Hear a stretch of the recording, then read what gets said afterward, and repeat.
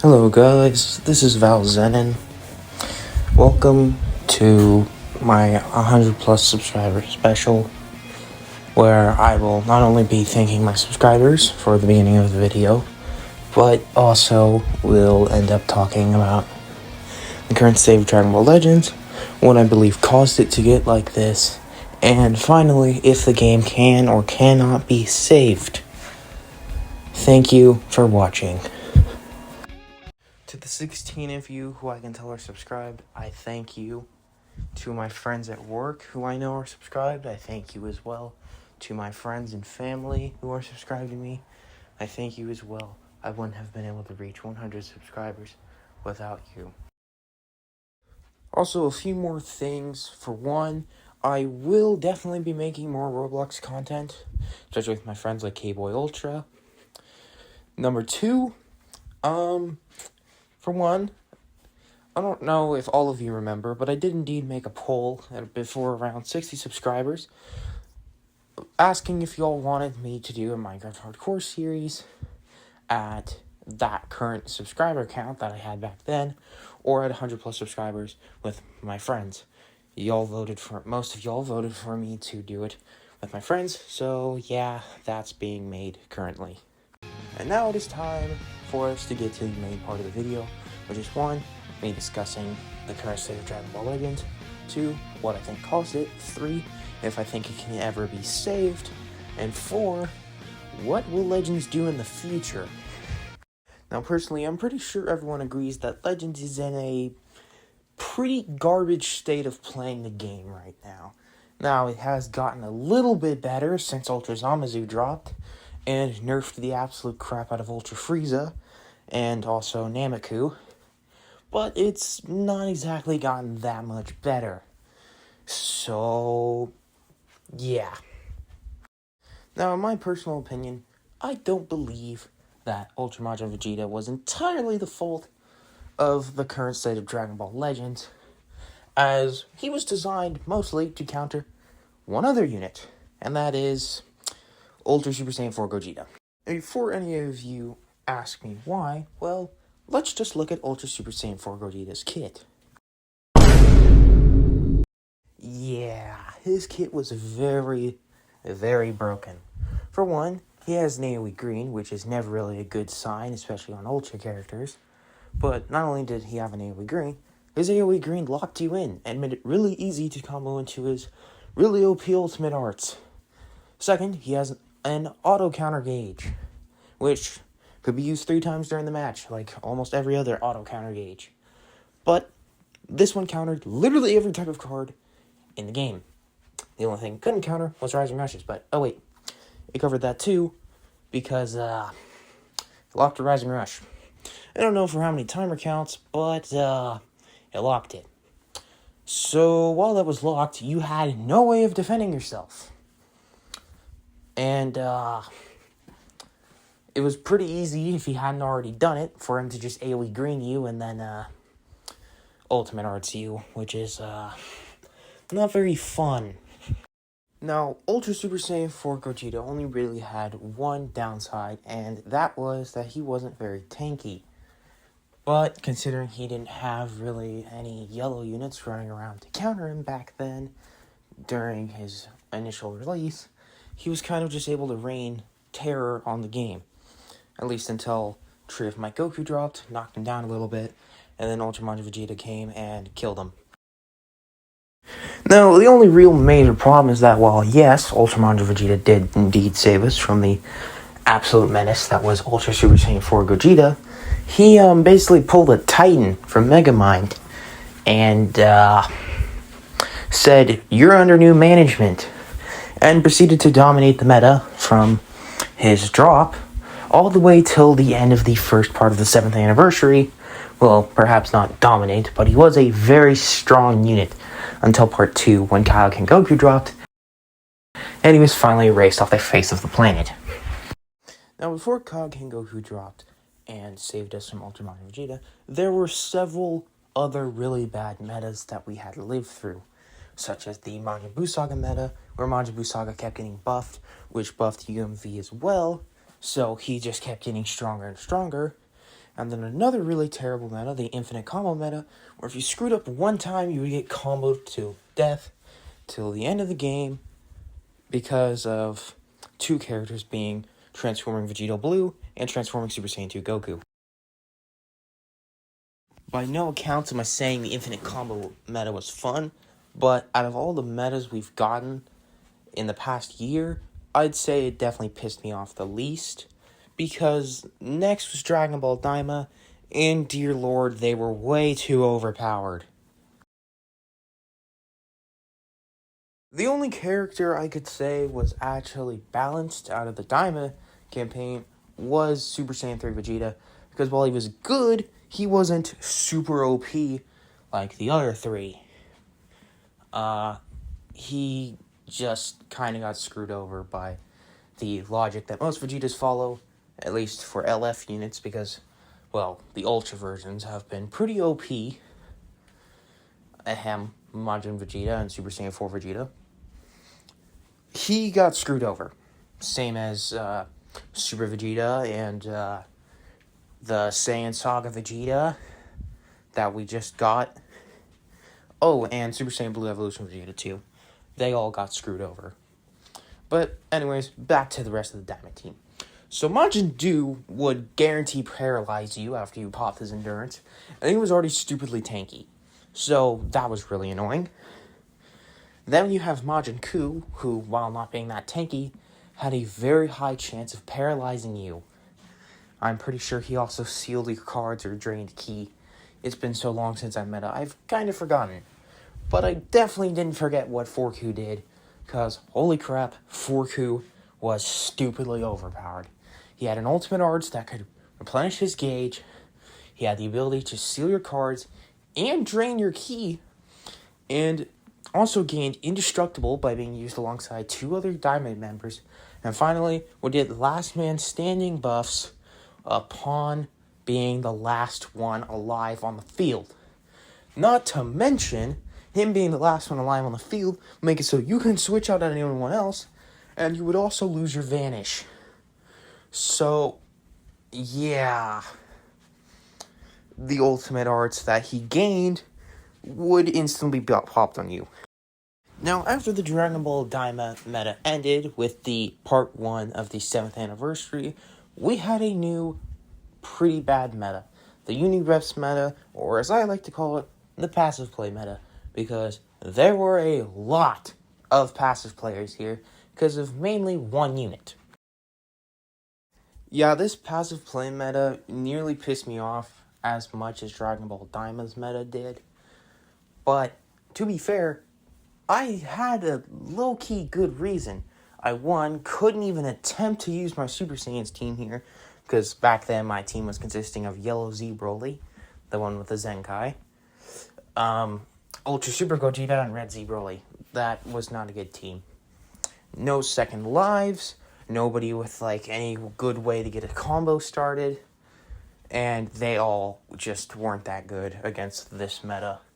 Speaking of this meta, the other three main characters of this meta, being Tag Super Saiyan 2 Kellen Khalifa, Super Saiyan Cabba, who transforms into Super Saiyan 2, and Super Saiyan Blue Vegeta, who transforms into Super Saiyan Blue Evolution, were ranging from, okay, pretty good, to, wow, really meh. Let's start off with Vegeta. He was really bad for a headlining LF, I'll be brutally honest. Because, Legends did him very dirty. Then you have Cabba, who I'd say was slightly better than him sometimes, honestly. Or worse, it's your opinion. And then Kellen Khalifa, who is easily the second best unit of this anniversary, because they healed like crazy and did really good damage. So, yeah, TMUI was really strong, and Kalen Khalifa were pretty strong as well, while the other two were just really mid. So yeah, this meta came and was just a lot of passive play. Now the next meta, which was the Saiyan Saga meta, actually wasn't that bad to me, because, well, sure, a lot of the old units got really, really power crept even more, but I'd say Kaioken Goku wasn't the worst thing I'd seen in a while. Definitely not as bad as Daima, in my opinion. And the other units were pretty fun. I liked Nappa's little minion mechanic, Tien and Chaozu's unique version of a revival. And, well, Saiyan Saga Vegeta just kind of was, well, better than Super Saiyan Blue Evolution Vegeta, but I don't think he was too much better. Definitely better, but I don't know by how much. Anyways, I'm getting off track. So, yeah, I don't have that much bad to say about this meta, other than I really didn't like fighting Kaioken, because while I did get IT Goku from his banner, Kaioken's gauge pissed me off really badly. But other than that, I didn't hate this meta. I actually had a little bit of fun during this meta. But the fun would come to an end with the part 3 of the 7th anniversary being, oh dear lord, Legends dropping 2 Ultras. Fantastic. Yeah, once Ultra Frieza dropped, I was not having any more fun in this game. For one, every single match, it just felt like I was getting Death Beam spammed to death. And since I still had Ultra Super Gogeta for the initial beginning of this part of the anniversary, my team was just really weak against that. Because, yeah, I had IT Goku, but IT Goku can only do so much, especially when he was at, 7 stars. And Red Broly, he was doing something, I guess. But with Nameku and Frieza on the same team, along with Kaioken, yeah, I could only do so much. But I did end up getting Nameku as well, so it's not the worst thing to come out of Legends, because at least I did get a Super Saiyan Ultra. So, nice. Now, after this part of the anniversary was the after party, where we got Legends Limited Super Saiyan 2 Kefla. I didn't really have any bad feelings about her. I feel like she did precisely what she was supposed to do and nothing more, which was be a damage dealer. So, yeah. For once, Legends' new design philosophy actually worked. Cool. And next was the Lineage of Evil campaign, which initially I was scared because I already had a very deep hatred for Ultra Frieza and figured he was only going to get more OP. But to my surprise, the only thing that they actually didn't fumble in this campaign was Final Form Cooler Zenkai. Oh, and also that one Legends Limited Frieza's Platinum equipment, because that actually made him pretty good again. So, aside from a Zenkai and a Plat, they fumbled. Because the Legends Limited they dropped for this part, Metal Cooler, literally had the worst defenses I think I've ever seen. So it was basically just a unit that helped your enemy get free damage, aka helped you lose the game to timer counts. And King Cold was okay. I would say he was probably on the level of Super Saiyan Kaba in terms of how good he was. So, not very good. After the Lineage of Evil campaign, we then got the GT campaign, which started out with Ultra Super Saiyan 4 Vegeta, which then led to a really toxic team being made of Ultra Frieza being put in the leader slot, and then a Saiyan's team being built around Nameku and Ultra Super Saiyan 4 Vegeta being made. And all those Z ability buffs would go to Frieza since he's in the leader slot. So yeah, Frieza's getting buffed like crazy too. So now you have 3 really OP Ultras on the same team. I, to this day, don't think I've ever recorded a match against a real player where I've actually beaten that team. And if I have, I don't remember. But, regardless of that, the other things that came out of this campaign were the Platinum equipment for the Tag Super Saiyan 4s, which made them pretty good in my opinion. The Spirit Bomb Goku Zenkai. Legends Limited Super Saiyan 3 Goku with the final counter, who I'm pretty sure everyone wanted to be a revive into Super Saiyan 4, but whatever. Oh yeah, Nova Shenron's disappointing Zenkai. And that's about everything notable that I can think of that came out of this. But after the GT campaign was the next campaign, being that of the Androids campaign. While initially I didn't really care about this campaign, except for the idea of possibly getting a new Super Saiyan character. One of my favorite Dragon Ball Z movie villains, that being Android 13, Mr. Trucker Hat, finally got a Legends Limited variant in this campaign, which made me really happy. I actually managed to pull him. He's at 3 stars. I made a video using him alongside MVP Android 17 and the Gammas. So, neat. Anyways, back to the Androids campaign. Along with Android 13, we got the Tag Android 14 and 15, which were pretty garbage in my opinion. And then also the Platinum equipment for the Tag Gammas, which made them pretty strong. I'd say they're still pretty solid right now. And last but not least, the current campaign is the future campaign, which we got to see finally an Ultra Zamasu release in Half Corrupted Zamazu's Ultra, who ended up hard countering the absolute crap out of Ultra Frieza. Thank God. I hated Frieza. Really did. And he also inadvertently nerfed me a little bit because Nameku got another counter, because he's already had a few sent after him. But hey, at least Legends finally countered Ultra Frieza, even if Ultra Zamasu did inadvertently nerf my Nameku as well, because now that he is out, Nameku now has 3 counters instead of 2. But enough about that, and back to the future campaign. So, we also got a Zenkai for this Zamasu. And also a Zenkai for, finally, my GOAT, the Legends Limited Super Saiyan Future Gohan. So now that we've reached the end of all these campaigns, do I think Dragon Ball Legends can be saved?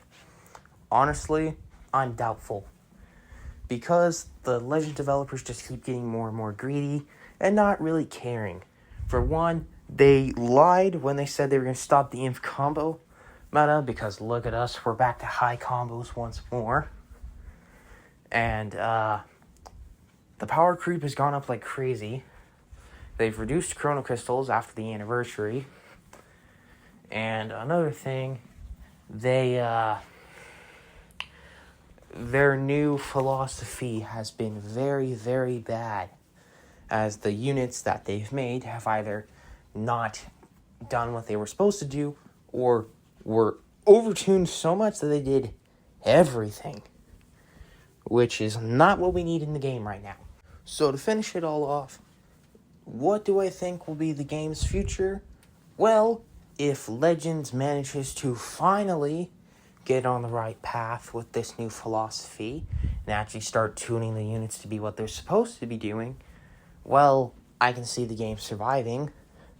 But if they don't, I genuinely think the game will die after Legends Festival this year, maybe creeping its way to an 8th anniversary and then dying there.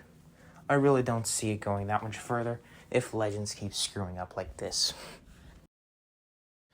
I thank you guys for watching and listening to me talk about the current state of Dragon Ball Legends. Leave your comments down below to tell me your opinions on what you think the game's future will be like, and other points you may agree on or disagree on in my video. Thank you very much for watching. This is Val Zenon, signing off. Also, sorry that I forgot to talk about the Dragon Ball campaign, but everyone knows that they fumbled that campaign.